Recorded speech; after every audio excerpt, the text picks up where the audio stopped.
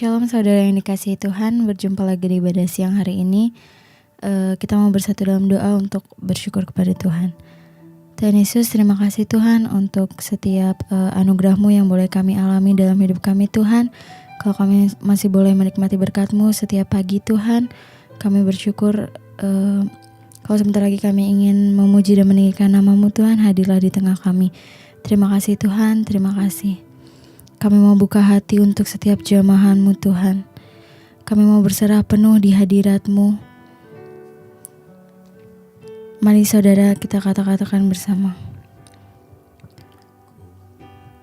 Kami mau buka hati Tuhan. Ku buka hati untuk jamahan-Mu, berserah penuh di hadirat-Mu. Kau ambil alih seluruh hidupku di altar-Mu, menyembah-Mu. Kami mau buka hati Tuhan. Ku buka hati untuk jamahan-Mu, berserah penuh di dalam hadirat-Mu Tuhan. Ambil alih seluruh hidup kami Tuhan. Seluruh hidupku di altar-Mu, menyembah-Mu. Mari saudara katakan lebih lagi Tuhan. Ku buka hati untuk jamahan-Mu, berserah penuh di hadirat-Mu. Kau ambil alih seluruh hidupku di altar-Mu, menyembah-Mu.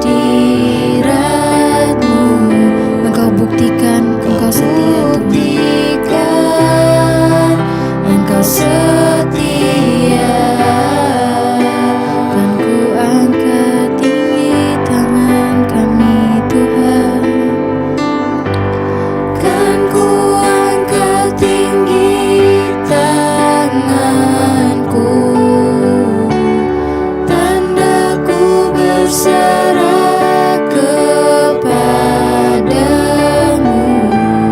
bahkan untuk selamanya Engkau tetap setia Tuhan. Engkau setia, Kau hadir Tuhan. Kau hadir di setiap langkahku,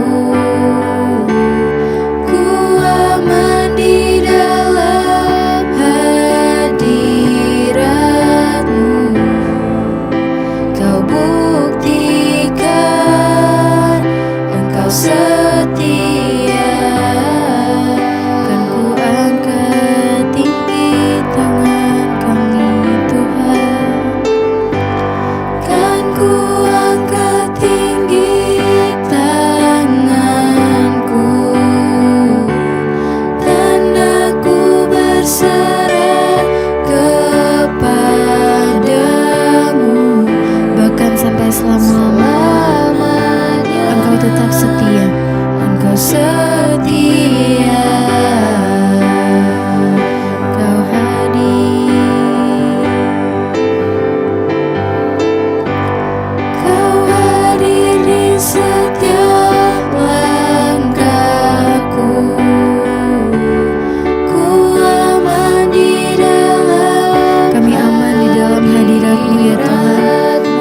Engkau buktikan bahwa Engkau setia. Buktikan Engkau setia, kan ku angkat tinggi tangan kami Tuhan. Kan ku angkat tinggi tanganku, tandaku berserah kepadamu. Selamanya Engkau setia.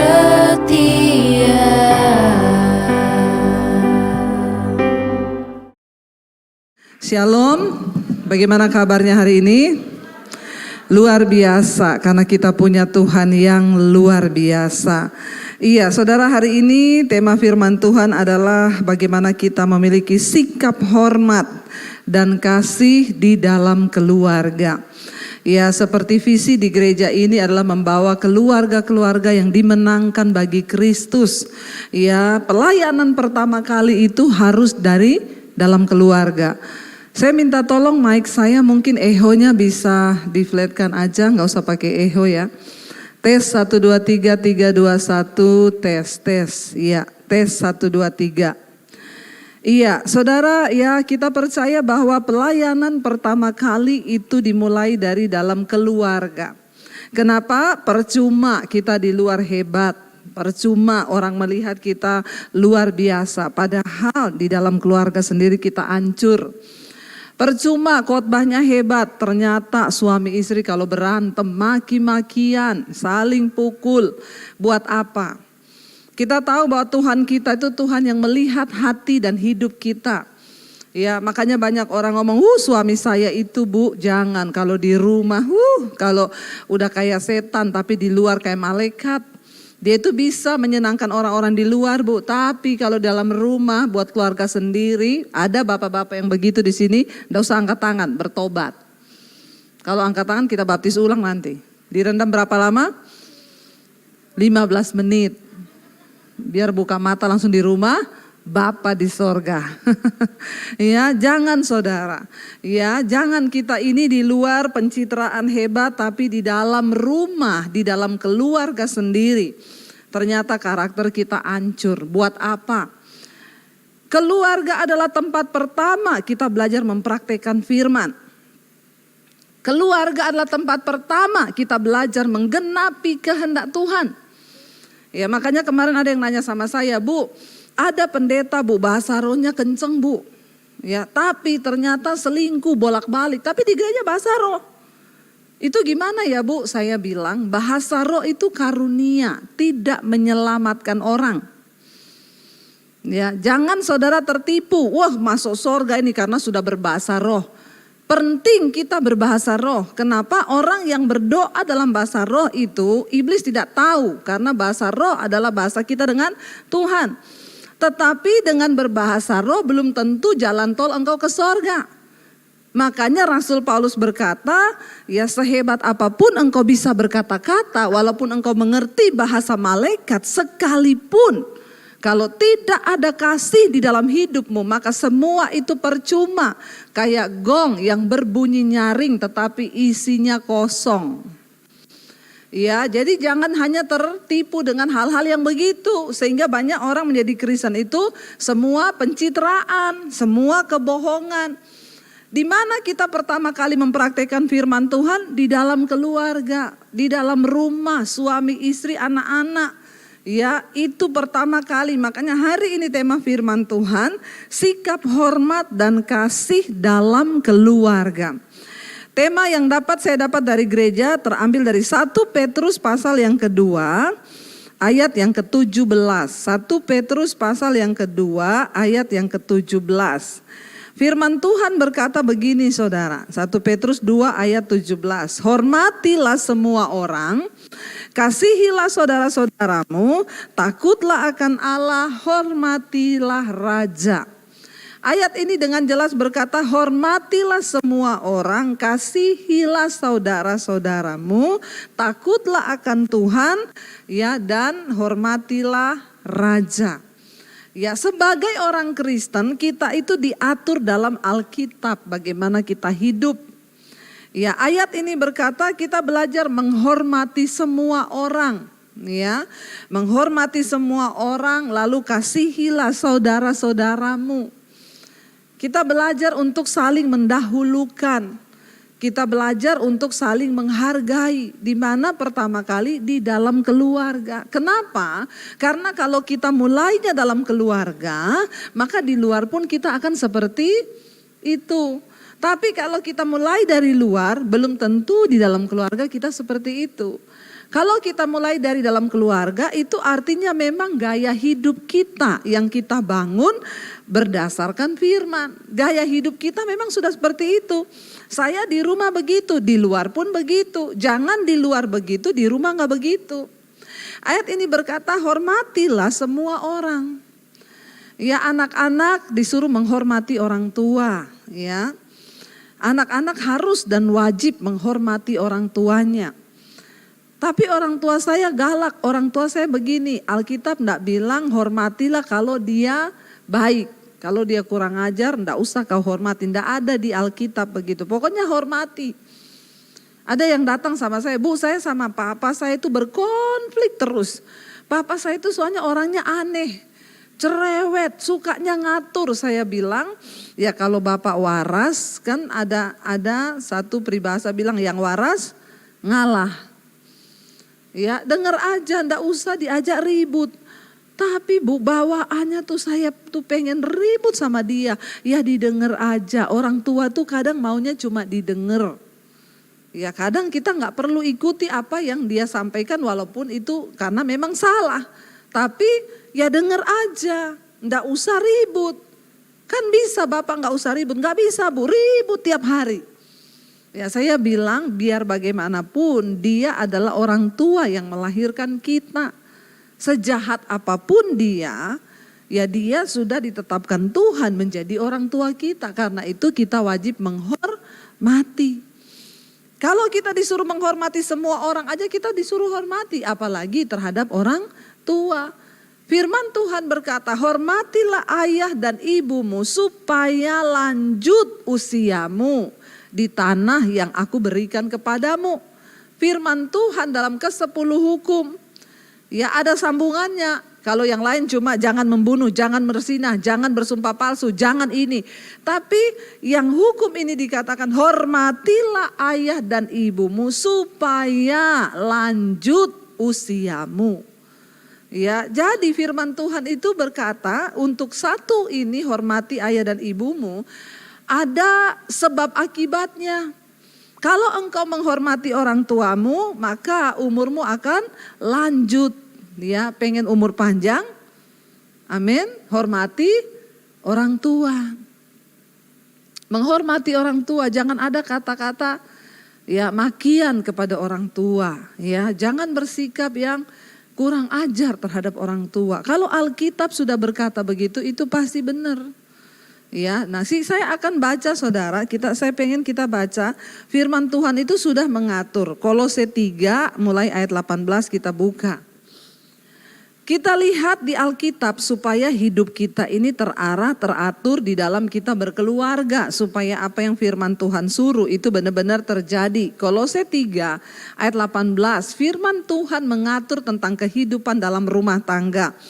Ayat 18 di sana dikatakan saudara, ya Kolose pasal yang ketiga ayat 18 mulai dikatakan, ya hai istri-istri tunduklah kepada suamimu sebagaimana seharusnya di dalam Tuhan. Pertama, bagaimana kita hidup dalam rumah tangga, istri kita tunduk kepada suami. Ya, tunduk kepada suami di dalam Tuhan. Ya, kalau kita disuruh melakukan yang di luar firman Tuhan, tentunya ya jangan mau, karena itu sudah di luar. Contoh, ada yang konseling sama saya, Bu, saya ini mau dijual suami saya disuruh tunduk, saya mau dijual sama orang untuk bisa dapat uang. Ya jangan mau kalau begitu, itu sudah kejahatan. Tapi suami saya bilang, Alkitab bilang kamu tuh harus tunduk, oh itu setan, bukan suami. Jangan dituruti kalau kayak begitu, itu gak boleh. Alkitab dengan jelas berkata di dalam Tuhan. Ya hai istri tunduklah kepada suami, makanya suami engkau bisa mengklaim ayat ini kalau engkau juga hidup di dalam Tuhan. Karena kalau di luar Tuhan tidak akan mungkin bisa terjadi. Kenapa ada istri yang tidak tunduk kepada suami? Karena pasti suaminya tidak hidup di dalam Tuhan. Engkau tidak berhak menuntut ayat ini kalau engkau tidak di dalam Tuhan. Kalau engkau di dalam Tuhan, sudah pasti istrimu akan tunduk. Tidak mungkin istri gak tunduk sama suami yang takut Tuhan, itu tidak mungkin. Itu juga istri gila kalau sampai dia gak tunduk kepada suami yang takut akan Tuhan. Ya, tetapi ayat ini dengan jelas berkata, mari istri-istri kita tunduk. Dalam hal apa? Dalam segala hal. Ya.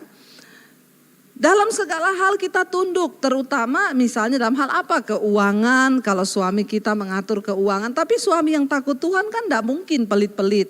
Melarang kita menabur atau melarang kita apa. Makanya dengan jelas dikatakan istri-istri tunduklah kepada suamimu sebagaimana seharusnya di dalam Tuhan. Jadi catat baik-baik bapak-bapak, ya ada satu kali bapak-bapak WA saya, Bu, ayat yang berkata istri tunduk kepada suami itu di mana ya? Ibu bisa kirimkan ke saya, buat apa? Mau saya kasih ke istri saya.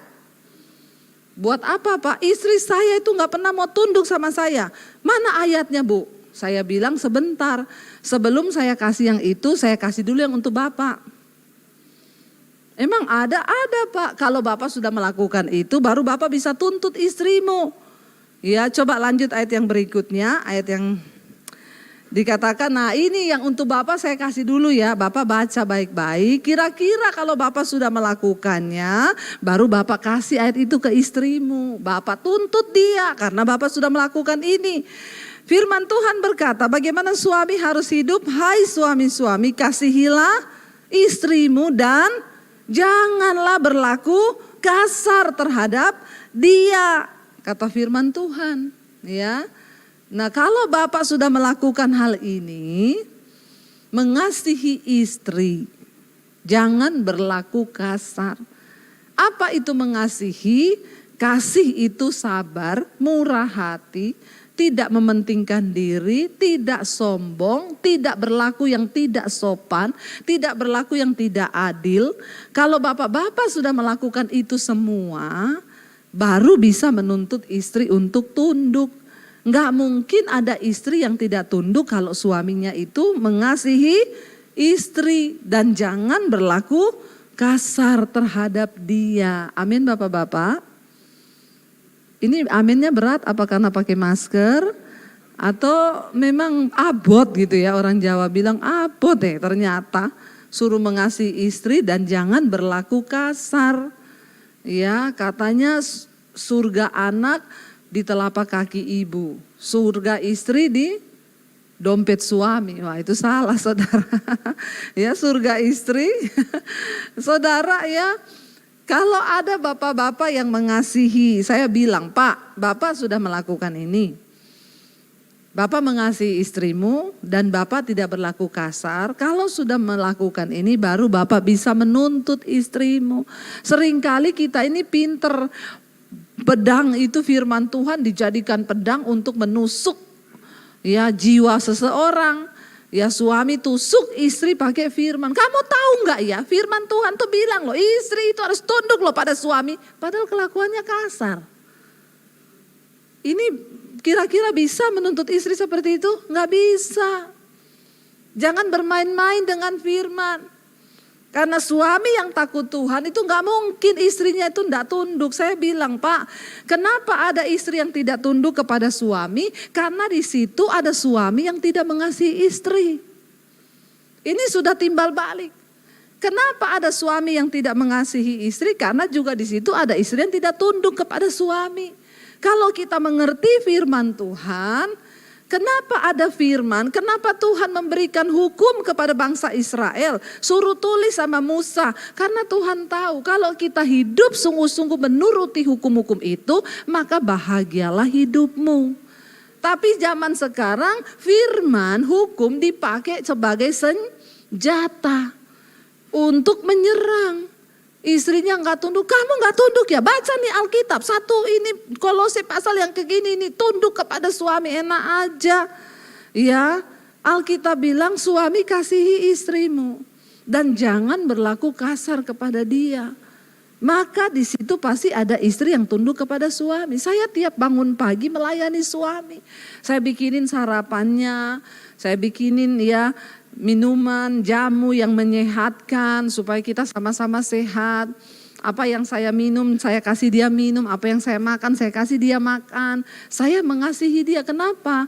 Karena saya tunduk kepada dia karena dia mengasihi saya. Dan tidak pernah berlaku kasar kepada saya. Nah, itu timbal baliknya. Tapi kenapa ada ibu-ibu bikin kopi dikasih sianida? Karena ada suami yang kurang ajar di situ pasti sama istri. Ya, pergi orang Jawa bilang sak karpe, nggak pernah pamit. Ada di sini bapak-bapak yang pergi dari rumah, pergi main sama teman, nggak pamit sama istri? Nggak ada ya, jemaat di FIFA semua luar biasa. Amin. Bilang aminnya pede dong. Ya, amin gitu ya. Kan harusnya begitu, saudara. Ketika kita sudah menikah, artinya kita harus menikah itu makanya tidak mudah. Ada hal-hal yang harus kita buang. Yang dulu kita lakukan seenak kita, sekarang gak bisa lagi. Seringkali kita akan kehilangan waktu bersama teman-teman kita. Kenapa? Karena kita memang komit dalam rumah tangga ini. Saya sekarang ini hampir gak pernah pergi ada teman akrab atau sama orang lain. Gak pernah. Ya karena saya kadang izin saya mau pergi gini ya, mau we time wanita-wanita. Kalau dia nggak bolehin saya nggak pergi. Ya saya di rumah sama dia bersama terus kita. Ya dia juga seperti itu. Jadi saya kadang tanya, kata orang-orang itu menikah harus punya temen loh. Katanya suami punya we time sendiri, me time lah apa. Istri juga begitu. Kamu nggak punya temen, saya bilang sama suami saya. Dia bilang lah kamu sudah cukup menjadi teman terbaikku. Kurang apa saya tuh curhat sama kamu, semua kelebihan kekuranganku kamu yang tahu. Saya pun tidak punya sahabat karib. Sahabat karib saya siapa? Suami saya. Kenapa saudara itu bisa terjadi? Karena kami belajar tunduk kepada firman. Saat suami tunduk kepada firman, istri tunduk kepada firman, ya kita kemanapun tahu. Suami saya mau kemana pamit. Kalau saya bilang gak boleh ya gak boleh, saya pun begitu. Kita komitmen dengan aturan di dalam rumah tangga, aturannya apa? Firman Tuhan. Bahkan maaf, ada begitu banyak rumah tangga yang kacau dan bubar karena campur tangan orang tua atau mertua masuk di dalam rumah tangga. Saya dan suami saya komitmen tidak ada aturan mertua atau orang tua yang bisa masuk ke dalam keluarga kami. Karena ini keluarga kami, nahkoda kami sendiri, ini kapal-kapal kami. Kami harus menyelamatkan kapal ini di tengah badai. Pernikahan itu kan seperti sebuah kapal. Nakodanya siapa? Suami dan istri. Kapal itu mau karam, mau tenggelam, itu urusan suami istri. Ya, kemarin ada ibu-ibu konseling, Bu, suami saya selingkuh. Dan sepertinya mertua saya menyetujui dia selingkuh sama perempuan itu. Karena katanya lebih baik dari istrimu. Dia nggak tahu aja pelakor. Ya pelakor pinter, masih manis yang didekati mertua. Dikasih duit mertuanya, dikasih ini mertuanya seneng. Menantunya dianggap tidak baik karena selama ini ya memang kita punya aturan di dalam rumah tangga. Bapak ibu dengar baik-baik, Alkitab dengan jelas berkata, ketika engkau menikah suami istri akan bersatu dengan suami atau istrinya meninggalkan orang tua mereka. Dalam artian apa? Bukan kita berpisah tidak ada hubungan lagi, tapi tidak boleh ada prinsip dari orang tua yang boleh masuk di dalam keluarga kita. Apalagi saya dan suami kita pakai prinsip firman Tuhan. Jadi nggak ada mami saya atau mertua saya boleh. Itu kamu nggak boleh loh didik anak begitu. Mam, saya punya prinsip sendiri mendidik anak saya sesuai dengan firman Tuhan. Itu yang benar. Ya, jangan sampai suami datang, kata mama saya, kamu itu harus gini loh. Tidak boleh, sangat tidak boleh. Kehancuran banyak pernikahan itu karena bawa-bawa mama di dalam keluarga. Demikian juga istri. Engkau gak bisa berkata, kata mami saya itu begini loh. Dulu papi saya begini. Ya udah bubar aja kalau kayak gitu. Ketika kita berkomitmen menikah, sama-sama kita punya prinsip membangun rumah tangga. Firman Tuhan yang harus menjadi dasarnya. Bukan kata suami, bukan kata orang tua, bukan kata mertua. Ya, kita ambil yang baiknya. Kalau memang ada yang perlu kita contoh, kita tiru. Tapi tidak boleh prinsip dari nenek moyang kita bawa masuk di tengah rumah tangga kita. Itu sangat tidak boleh. Sebagai orang tua pun saya menghimbau, bukan saya tapi firman Tuhan. Sebagai orang tua atau mertua, jangan terlalu campuri urusan anak-anakmu.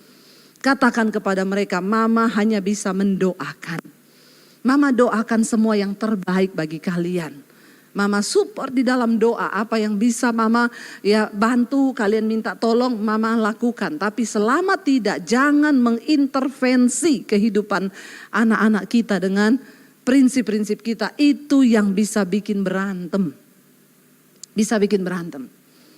Saya mau tolong keluarga, saya ngomong ke suami. Suami mau tolong keluarganya, dia ngomong juga ke saya. Kita harus sepakat, jangan uang suami habis buat keluarganya. Uang istri habis buat keluarganya. Rumah tangganya mau dibawa kemana? Ada ibu-ibu konseling, Bu, suami saya setiap terima gaji itu habis Bu buat mamahnya, buat adeknya, buat kakaknya. Saya dikasih sekian, cukup gak cukup itu? Gak bisa seperti itu saudara. Ini nahkoda kita bersama-sama. Kapal ini ada anak-anak di belakang kita. Kita harus memikirkan anak-anak kita. Kita bisa menolong tetapi sebisanya semampunya. Jangan sampai karena menolong orang keuangan rumah tangga kita sendiri terganggu. Tuhan juga tidak mau seperti itu. Akhirnya kita tidak menjadi berkat. Ya, anak-anak kita tidak berkecukupan tapi kita sibuk untuk menolong orang. Itu enggak baik seperti itu saudara. Lalu ayat yang berikutnya firman Tuhan berkata ayat yang hai anak-anak ya. Ada diatur semua di Alkitab. Taatilah orang tuamu dalam segala hal. Karena itulah yang indah di dalam Tuhan. Ya, ingat makanya perlu orang tua itu memiliki prinsip firman. Supaya anak kita ya bisa meniru, meneladani, bahkan menghidupi prinsip-prinsip yang kita hidupi. Jadi kita gak terlalu sukar untuk mengarahkan mereka. Kalau orang tuanya hidup di dalam firman Tuhan, anak-anak itu juga pasti damai sejahtera. Ya, pasti mereka damai dan mereka tidak mencari perhatian di luar sehingga banyak sekarang anak-anak SMA sudah pacaran, melakukan pacaran yang tidak kudus. Ya, jatuh dalam persinahan. Kenapa? Karena di rumah dia lihat papa mamanya itu tidak menjadi teladan. Kalau kita hidup dalam kasih Kristus, rumah tangga kita akur suami istri, anak-anak kita pun mencontohi itu. Nggak usah banyak ngomong. Kenapa? Karena keteladanan kita itu berbicara lebih keras daripada perkataan kita. Kita memberi teladan kepada anak-anak lewat apa? Hidup kita ini loh. Kita melakukan firman, warisan iman. Bagaimana kita menaruh iman kepada Tuhan ketika kita tidak punya uang, ketika kita menghadapi badai. Kita terus menaruh iman percaya kepada Tuhan. Itu akan dilihat oleh anak-anakmu. Dan itulah iman, itulah warisan terbaik yang engkau bisa berikan. Ya, engkau kasih warisan uang, habis saudara, malah bisa bikin berantem. Ya, orang sekarang kaya raya bingung mau atur warisan. Belum atur aja sudah ribut anak-anak. Ya, sudah dapat banyak, masih tetap merasa tidak adil, tidak puas. Jadi ternyata harta itu bukan warisan terbaik. Apa yang warisan terbaik bagi anak-anak kita? Keteladanan iman. Waktu kita hidup di dalam firman, waktu kita hidup dalam kebenaran, itu yang akan menjadi teladan bagi mereka untuk melihat kehidupan orang tua. Oh, ternyata tuh seperti ini. Ya, lalu ayat berikutnya di sana dikatakan, semua diatur, hai bapak-bapak, ya, anak-anak suruh taat sama orang tua, sama bapak, sama ibunya. Tetapi hai bapak-bapak, jangan sakiti hati anakmu supaya jangan tawar hatinya. Saya pernah membahas dengan suami saya ini. Kata suami saya gini, kok cuma bapak-bapak ya, enggak ada ibu-ibu. Kenapa? Tidak ada hai ibu-ibu, jangan sakiti hati anakmu. Kenapa enggak ada? Saya bilang kepada suami gini, mungkin begini ya say. Ibu-ibu itu segalak-galaknya ibu, dia itu yang mengandung anak. Dia sudah punya ikatan emosi dengan anak sejak di dalam kandungan. Dia menjadi satu tubuh dengan anaknya di dalam kandungan. Bahkan separuh dari darahnya, denyut nadinya itu juga menjadi denyut nadi anaknya ketika di dalam kandungan. Jadi mungkin ibu-ibu itu sekalipun galak, dia gak mungkin pengen bunuh anaknya, itu gak mungkin. Kalau ada ibu-ibu yang begitu tuh sakit jiwa, segera periksa ke dokter ahli jiwa.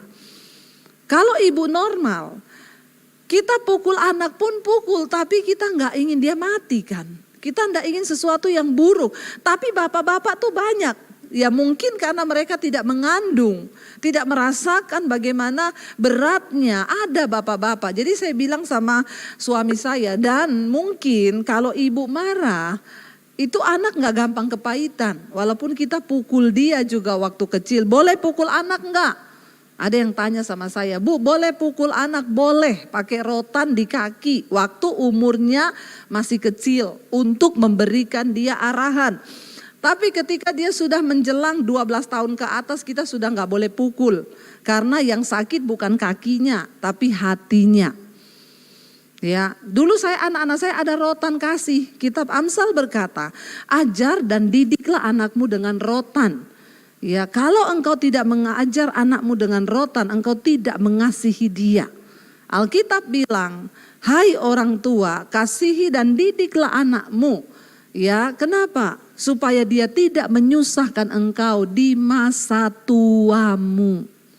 Kebanyakan anak-anak yang tidak dididik, itu membuat susah orang tua di masa tua.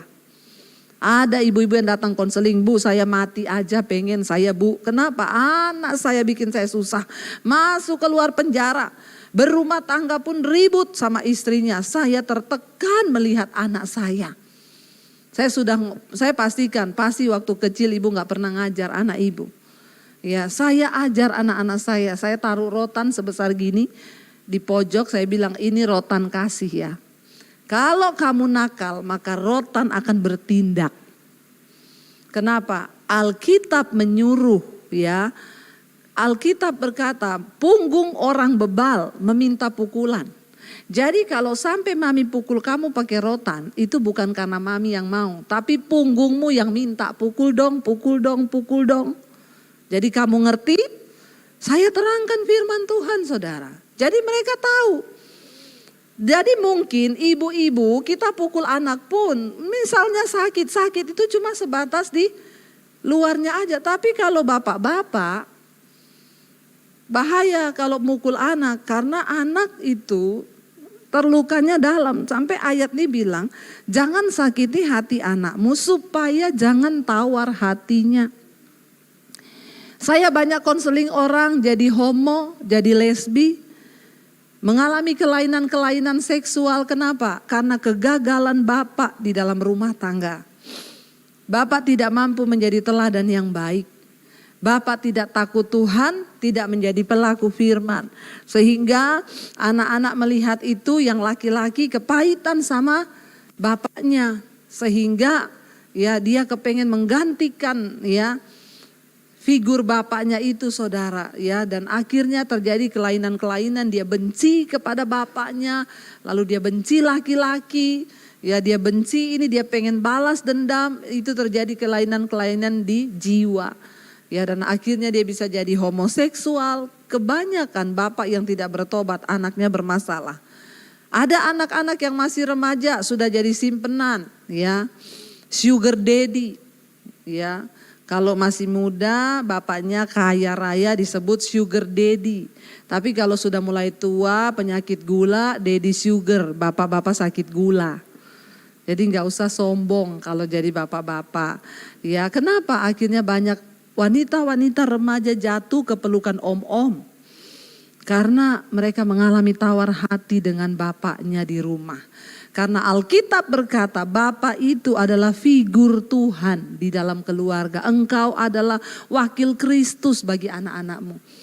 Jadi saudara bayangkan kalau gambar diri Allah dalam Bapak itu rusak. Itu akan membuat anakmu susah untuk datang kepada Tuhan. Bahkan mereka akan cenderung kepahitan sama Tuhan. Dan berkata, ndak Tuhan-Tuhanan. Hidupku adalah hidupku, aku mau kayak apapun terserah aku. Hari ini saudara, firman Tuhan mengingatkan setiap kita. Mari kita bertobat, saling menghormati, suami hormati istri, istri hormati suami, anak-anak hormati orang tua. Sehingga rumah tangga kita menjadi rumah tangga yang harmonis. Saya undang para imam musik maju ke depan. Saya percaya saudara, Alkitab berkata di mana ada orang hidup rukun bersama di dalam rasa hormat dan saling mengasihi, maka kesanalah berkat Tuhan itu diperintahkan. Maukah kita rumah tangga kita menjadi keluarga rumah tangga diberkati Tuhan? Firman Tuhan tidak pernah berdusta. Firman Tuhan selalu ya dan amin.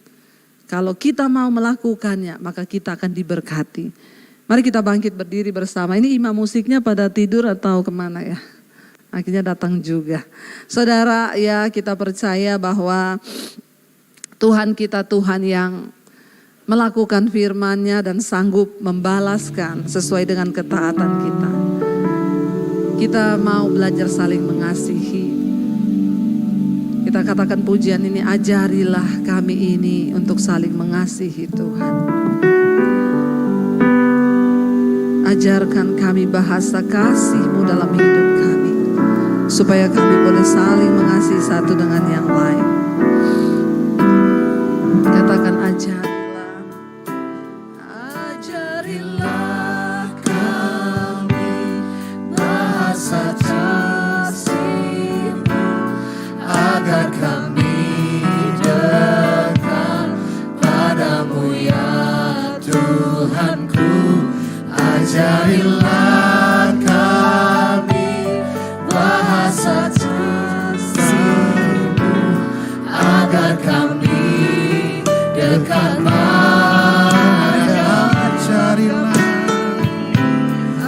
Ajarilah kami bahasa kasih-Mu agar kami dekat padamu ya Tuhanku. Ajarilah kami bahasa kasih-Mu agar kami dekat padamu. Biar musik saja lakukan pujian ini. Mari kita bawa hidup kita, keluarga kita di hadapan Tuhan. Katakan, Tuhan ampuni kami. Kalau selama ini kami tidak menyadari, kami tidak menjadi pelaku firman-Mu. Mari dengan sikap hormat kepada Tuhan saudara. Datang kepada Tuhan dan akui segala kelemahan kita. Mungkin sebagai suami, kita tidak menjadi suami yang menjadi imam yang baik dalam rumah tangga. Sebagai istri kita tidak menjadi penolong yang sepadan. Mari kita katakan, Tuhan, mampukan kami diawali dari suami istri. Kami hidup bersama, bergandeng tangan, membawa anak-anak, membawa keluarga kami untuk hidup takut akan Tuhan. Berkati Bapa setiap umat-Mu yang hadir pada hari ini. Berikan kekuatan untuk berjuang, supaya sampai pada akhirnya Engkau dapati keluarga kami menjadi keluarga yang namanya tercatat di dalam kitab kehidupan. Kami berdoa jika ada anak kami yang sakit, ada menantu kami yang sakit, cucu yang sakit, hari ini dengan iman kami bawa ke hadapan Tuhan. Ketika kami tunduk kepada firman-Mu, kami percaya janji Tuhan digenapi. Kesembuhan mengalir bagi keluarga kami, bahkan berkat-berkat Tuhan mengalir atas anak cucu kami. Terima kasih Bapa. Berkati jemaat-Mu, umat-Mu. Kami berdoa juga buat bangsa dan negara kami. Kami berdoa untuk Bapak Presiden Jokowi. Berkati Indonesia, aman tentram di dalam tangan Tuhan. Bahkan menjadi bangsa yang menjadi berkat bagi bangsa-bangsa yang lain. Terima kasih Tuhan. Kami akan kembali ke rumah kami masing-masing. Kami percaya penyertaan Tuhan sempurna atas kami. Mari buka hatimu, buka tanganmu di hadapan Tuhan. Diberkatilah engkau dalam hidupmu, diberkati rumah tanggamu, diberkati pekerjaanmu, diberkati kesehatanmu, diberkati keturunanmu, diberkati keuanganmu, dan engkau akan menjadi berkat bagi banyak orang. Karena itu terimalah kiranya berkat dari Allah Bapa, cinta kasih Tuhan Yesus Kristus, penyertaan Allah Roh Kudus menyertai hidupmu mulai hari ini bahkan sampai kali yang kedua. Tuhan Yesus datang menjemput kita, nama kita tercatat dalam kitab kehidupan. Dalam nama Tuhan Yesus yang percaya diberkati Tuhan, katakan bersama, amin, amin, amin. Tuhan memberkati. Amin. Boleh.